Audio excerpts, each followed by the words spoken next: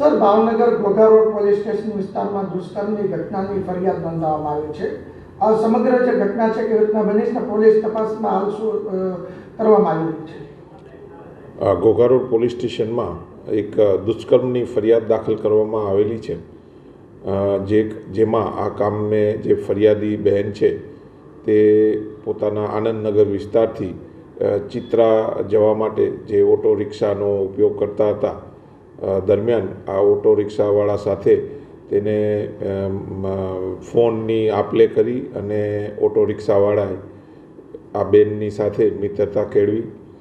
બાદમાં અવારનવાર તેઓ વચ્ચે વાતચીત થતી હતી અને તેઓને ભોળવી અને તેની ઉપર દુષ્કર્મ કરેલું છે. તેની ફરિયાદ ઘોઘા રોડ પોલીસ સ્ટેશનમાં દાખલ કરવામાં આવેલી છે. આ કામનો જે આરોપી જે છે દસાડિયા, તેને પીઆઈ શ્રી ઘોઘા રોડ નાઓએ જબ્બે કરી લીધેલ છે.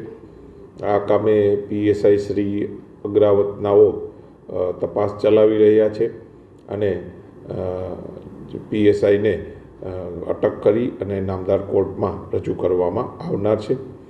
આ કામે ભોગ બનનારને મેડિકલ સિવિલ હોસ્પિટલમાં જઈ તેઓના જે છે મેડિકલ કરાવવામાં આવેલા છે અને આરોપીને બી અટક કરેલો હોય તેના બી મેડિકલ કરી અને સાયન્ટિફિક પુરાવા મેળવી આ કામે તપાસ ચાલુ છે.